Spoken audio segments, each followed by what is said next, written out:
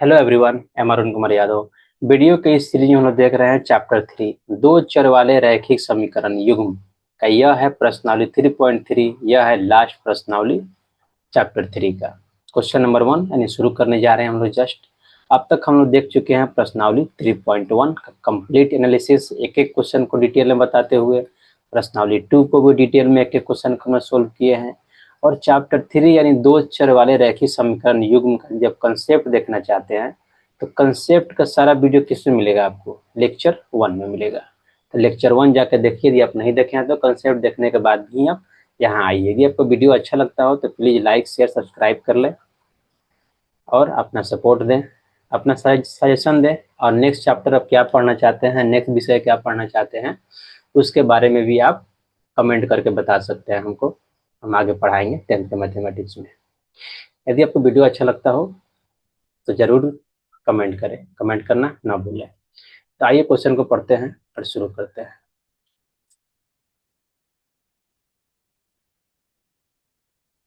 निम्न question number 1 है, निम्न समीकरणों के युग्म को विलोपन विधि तथा प्रतिस्थापन विधि से हल कीजिए। कौन सी विधि उपयुक्त है वो बताइए। देखिए, एग्जाम में मुझे नहीं लगता है किस तरह से पूछेगा कि विलोपन से सोल्व कीजिए या प्रतिस्थापन से सोल्व कीजिए और फिर पूछेगा बताइए इसमें कौन अच्छा है। कोई मतलब नहीं है, दोनों विधि अच्छा है, जिससे आपको अच्छा लगता है वहीं सोल्व कीजिए। पिछले का जो प्रश्नावली है इसमें प्रतिस्थापन विधि सारा यूज किया है, इसको हम विलोपन विधि से सोल्व करेंगे। तो विलोपन में क्या होता है कि किसी भी एक्स और वाई जो होता है का गुणांक बराबर कीजिए और घटा दीजिए। जो बराबर कीजिएगा वो घट जाएगा, बाकी टर्म में आ जाएगा वाई में। जैसे वाई में आएगा तो वाई का वैल्यू निकल जाएगा, वाई का वैल्यू निकलेगा तो आप किसी समीकरण में पुट कीजिए, एक्स का वैल्यू निकल जाएगा। तो यहाँ हम क्या बात करेंगे, केवल एक का बात करेंगे, हम केवल विलोपन विधि से सोल्व करेंगे। यदि आप प्रतिस्थापन सोल्व करना चाहते हैं तो भी आप सोल्व कर सकते हैं, वो आपके ऊपर है। आइए हल लिखते हैं। X plus y equal to क्या है? 5 है। दूसरा क्या है? 2x-3y इक्वल टू 4 है। तो इसमें करते क्या है हम, एक्स का कोऑर्डिनेट, सॉरी एक्स का गुणांक या वाई का गुणांक को हम बराबर करते हैं दोनों समीकरण में, और एक समीकरण दूसरे समीकरण से जोड़ेंगे या घटाएंगे जिससे कि एक जो चर है उसका समाप्त हो जाए। तो आइए समीकरण 1 इसको मानते हैं, समीकरण 2 इसको मानते हैं। सॉरी, खांसी थोड़ा हो गया है। तो समीकरण 1 में हम क्या से गुना करेंगे? समीकरण 1 में हम एक्स का गुणांक हम इक्वल कर रहे हैं, ठीक है। तो समीकरण 1 में हम 2 से गुना करेंगे तो एक्स का गुणांक कितना आ जाएगा? 2 आ जाएगा। तो हम समीकरण 1 में 2 से गुना कर रहे हैं। समीकरण लेट मी समीकरण 1 में 2 से गुना करने पे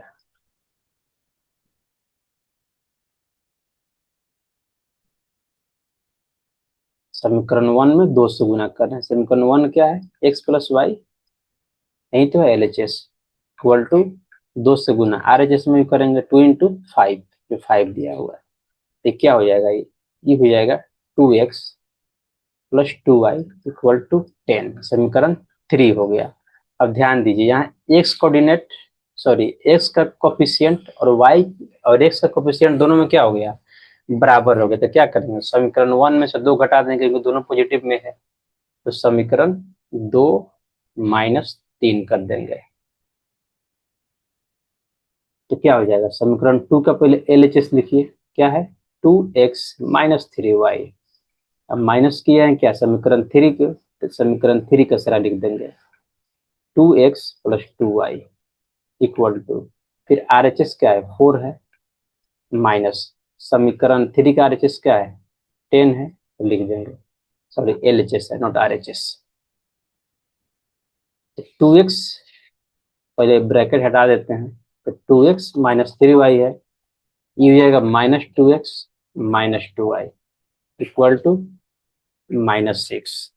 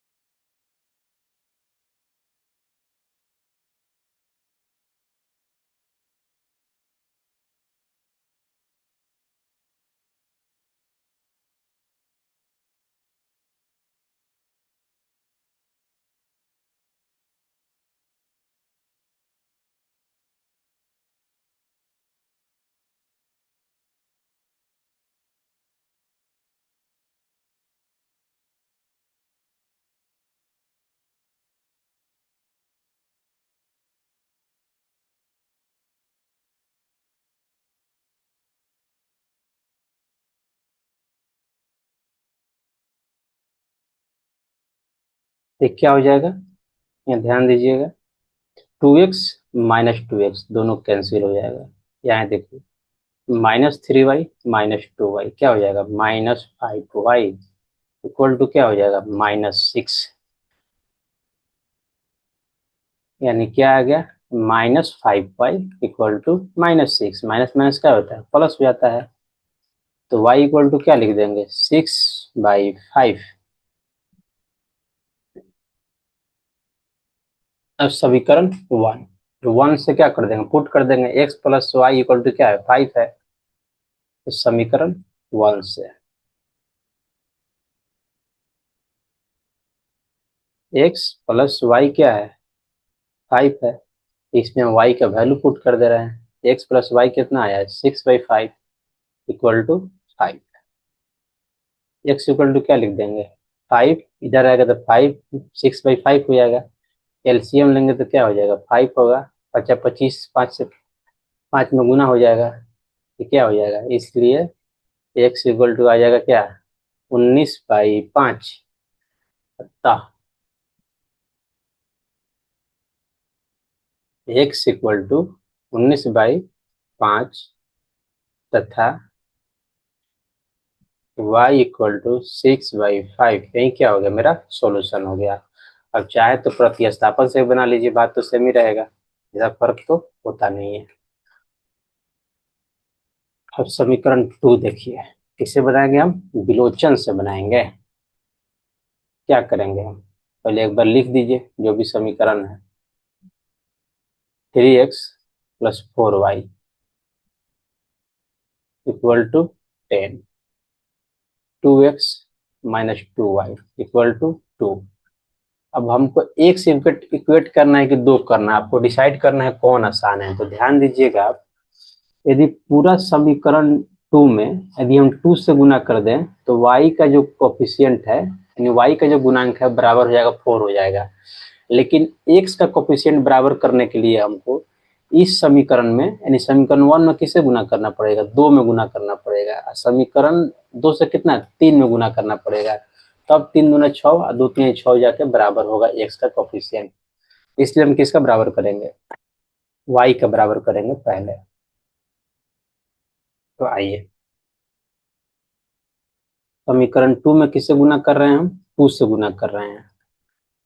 क्यों, क्योंकि y का जो गुणांक है बराबर हो जाए।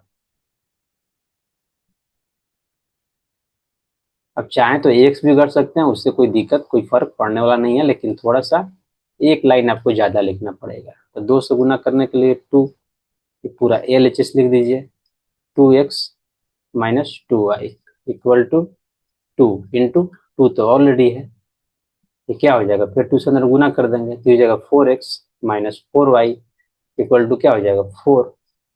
ये हो जाएगा इक्वेशन 3।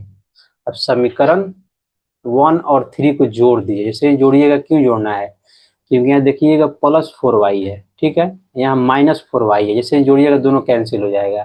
तो हमको विलोचन विधि में एक को हटाना ही होता है। तो समीकरण 1 तथा 3 को जोड़ने पे,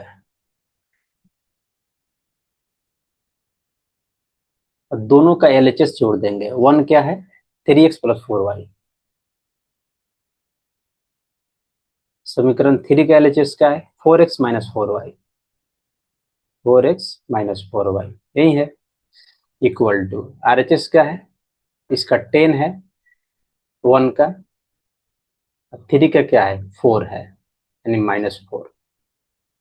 तो क्या हो जाएगा, यहाँ ध्यान दीजिए, 3x प्लस 4x कितना होता है, 7x plus 4y minus 4y क्या हो जाएगा, कैंसिल हो जाएगा, यानी 0 हो जाएगा।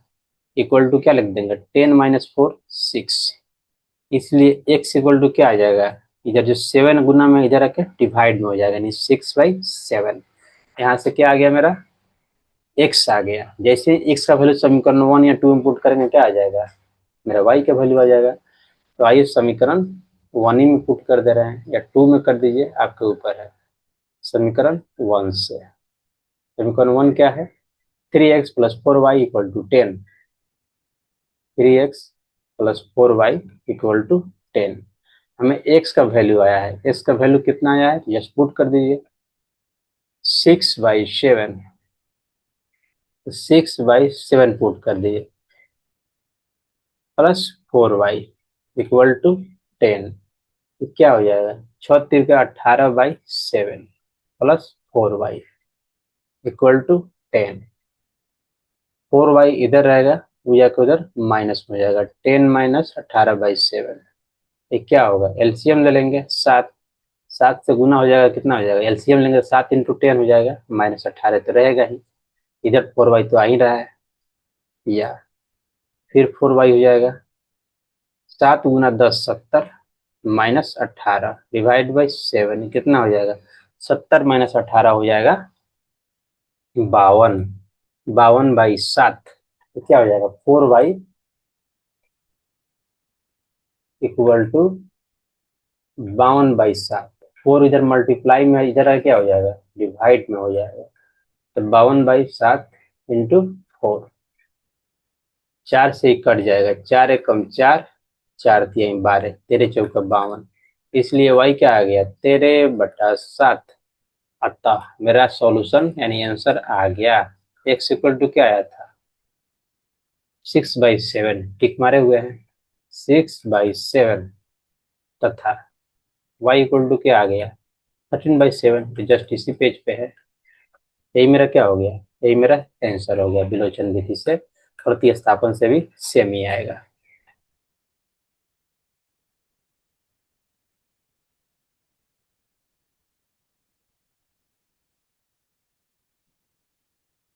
इसके लिए भी क्या तरीका होगा, सेम तरीका, जस्ट एक बार आप इक्वेशन को लिख दीजिए, 3x - 5y - 4 इक्वल टू 0। दूसरा क्या है, 9x इक्वल टू 2y + 7। पहले तो एक जैसे लिख के तो देख लीजिए, 9x - 2y - 7 इक्वल टू 0। समीकरण 1 हो गया, समीकरण 2 हो गया। अब हमको x का कोफिशिएंट बराबर करने के लिए क्या होगा, समीकरण 1 में 3 से गुना कर देगा, 3×3 = 9 हो जाएगा, तो इसमें भी 9x है, इसमें भी 9x हो जाएगा, दोनों कैंसिल हो जाएगा, हटा देंगे तो y के फॉर्म में आंसर में आ जाएगा। विलोचन विधि से क्या करेंगे, समीकरण 1 में 3 से गुना करेंगे। और जब भी गुना करते हैं किसी समीकरण में, LHS RHS यानी बायां पक्ष दायां पक्ष दोनों में करते हैं, तो 3 × LHS लिख देंगे, 3x - 5y - 4 इक्वल टू 3 × 0। ये क्या हो जाएगा, अंदर में गुना करेंगे 9x, फिर अंदर में गुना करेंगे 15y, फिर गुना करेंगे 12 इक्वल टू 3 × 0 कितना होगा, 0 हो जाएगा। इसको मान लेंगे इक्वेशन 3। अब समीकरण 1 और 3 में, समीकरण 3 में, सॉरी समीकरण 1 में से 3 को घटा देंगे, या 3 में से 1 को घटाइए, वो आपके ऊपर है। 1 क्या है, 3x - 5y - 4, 3x - 5y - 4, sorry sorry sorry sorry, समीकरण 2 - 3 करना है हमको ये भी समीकरण 1 में गुना किए हैं, क्या करना है, समीकरण 2 - 3 करना है। तो 2 क्या है, 9x - 2y - 7, 9x - 2y - 7, और 3 क्या है, 3 तो ये है, 9x - 15y -12 इक्वल टू क्या हो जाएगा, RHS 0 0 है, यानी 0 - 0 क्या होगा, 0 ही होगा। अब देखिए 9 प्लस में 9 माइनस में कैंसिल हो जाएगा, लेकिन इनको हम अगले स्टेप में कैंसिल करेंगे, पहले माइनस से ब्रैकेट हटा दे रहे हैं, तो ये हटेगा, माइनस अंदर जाएगा तो 9x, यहाँ माइनस तो प्लस हो जाएगा, यानी +15y, फिर यहाँ माइनस क्या हो जाएगा, +12 हो जाएगा, इक्वल टू क्या है, 0 - 0 0 ही होता है, ये कट जाएगा, बस क्या हो जाएगा, -2y + 15y क्या हो जाएगा, 13y, और क्या हो जाएगा -7 तो +12 ये क्या हो जाएगा, 13y, एक बार लिख दे रहे हैं, -7 + 12, -7 + 12 इक्वल टू 0 तो है ही, सॉरी 13y है ही। 2y 15y 13y हो जाएगा। तो 13y एक कट के कितना है, 7 घटेगा 12 में से कितना हो जाएगा, 5 हो जाएगा, इक्वल टू 0। या 13y 5 जाएगा इधर माइनस में हो जाएगा, इसलिए y क्या आ जाएगा, -5/13। अब समीकरण 1 में y का वैल्यू पुट कर दीजिए। समीकरण 1 क्या है, 3x - 5y - 4, 3x - 5y - 4 equal to 0। अब इसमें y का वैल्यू पुट कर दीजिए। 5, y क्या है, -5/13 -4 इक्वल टू 0। ये क्या हो जाएगा, 3x माइनस माइनस माइनस क्या हो जाएगा, प्लस हो जाएगा। तो 5 50 25 क्या हो जाएगा, 50 25/13 -4 तो है ही, इक्वल टू 0। तो क्या हो जाएगा, 3x, इस सब उधर जाएगा तो क्या हो जाएगा, प्लस हो जाएगा, 4 प्लस हो जाएगा, -25/13 हो जाएगा, इस साइड लेके आए तो।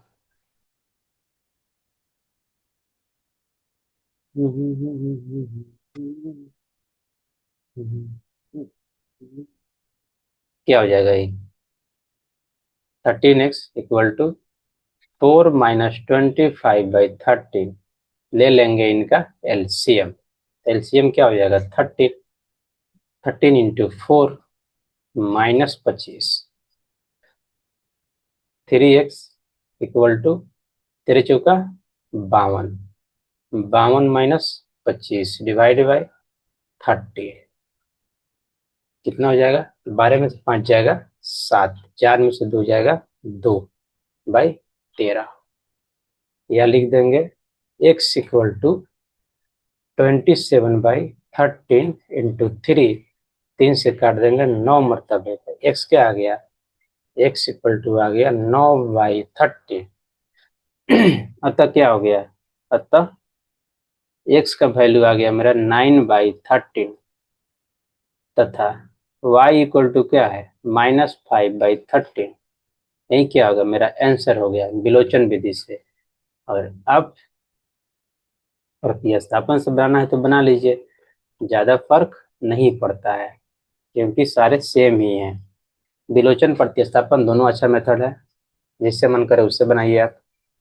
एक बार समीकरण को लिख दीजिए, x/2 plus 2y/3 equal to -1। क्या करेंगे, एलसीएम ले लेंगे। एलसीएम 6 हो जाएगा, ये क्या हो जाएगा, 3x प्लस 2 इंटू 2y, नहीं एलसीएम होगा -1। ऊपर हो जाएगा 3x, ये दोनों मल्टीप्लाई हो क्या हो जाएगा, 4y हो जाएगा। 6 नीचे है, उधर जाएगा तो क्या हो जाएगा, मल्टीप्लाई हो जाएगा, -1 to 6 हो जाएगा। ये क्या आ गया, 3x plus 4y equal to -6, समीकरण 1। तथा एक और दिया हुआ है, क्या दिया हुआ है, ई वाला, x - y/3 equal to 3। LCM लेंगे 3, तो क्या हो जाएगा, 3x - y इक्वल टू 3। क्या कर सकते हैं, 3x - y, 3 इधर डिवाइड है, इधर आके मल्टीप्लाई में हो जाएगा। ये क्या हो जाएगा, 3x - y इक्वल टू 9। अब देखिए समीकरण 1 और 2 में जो x का जो कोफिशिएंट है, गुणांक है, बराबर है, तो हमको कोई चीज से मल्टीप्लाई करने का नीड नहीं है, जैसे घटा दीजिए मेरा y के फॉर्म में आंसर आ जाएगा। तो क्या करेंगे, समीकरण 1 - 2, समीकरण 1 का एलएचएस देख लीजिए, 3x plus 4y, 3x plus 4y minus समीकरण 2 का LHS, 3x - 4y, 3x - y, 3x - y। अब आरएचएस देखने के बारी, -6 -9 क्या है, -6 माइनस और 9, पहले ब्रैकेट हटा देते हैं, 3x प्लस 4y, -3x हो जाएगा, माइनस माइनस क्या हो जाएगा, प्लस हो जाएगा, यानी प्लस y हो जाएगा, -6 -9 -15 हो जाएगा। अब यहाँ देखिए, +3 -3, x क्या हो जाएगा, कैंसिल हो जाएगा, 4y प्लस y कितना हो जाएगा, 5y, इक्वल टू -15। 5 से कितना मरतबा कट जाएगा, 3 मरतबे, तो क्या आ जाएगा, इसलिए y इक्वल टू क्या आ जाएगा, -3। अब जैसे ही y आया तो समीकरण 1 से क्या करेंगे, समीकरण 1 में y का वैल्यू पुट कर दीजिए। समीकरण 1 है क्या, 3x + 4y = -6, 3x + 4y = -6। अब इसमें y का वैल्यू पुट करना है, तो 3x 4, y कितना है -3, अभी तो आया है ये वाला, इक्वल टू -6। कितना हो जाएगा, 3x 4 3 -3 है तो -12 हो जाएगा, -6। 3x इस साइड रहेगा इक्वल टू 6 प्लस क्या हो जाएगा, सॉरी -6 -12 उधर जाकर +12 हो जाएगा।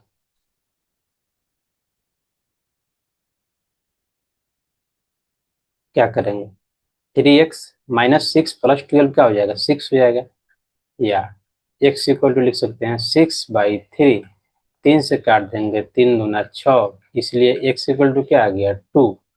अतः मेरा आंसर आ गया x इक्वल टू 2 तथा y इक्वल टू -3 यहाँ और यहाँ। यही मेरा क्या हो गया, आंसर हो गया। अब इसी के साथ क्वेश्चन नंबर 1 क्या होता है, समाप्त होता है। प्रश्नावली 3.3 में केवल कितना क्वेश्चन है, 2 क्वेश्चन है। 1 तो कवर हो गया, नेक्स्ट वीडियो में देखेंगे क्वेश्चन नंबर 2। यदि आपको वीडियो अच्छा लगा हो तो प्लीज लाइक करें, शेयर करें, सब्सक्राइब करें, कमेंट करें, अपना सजेशन दें, सुझाव दें। आपका स्वागत है, बहुत बहुत धन्यवाद।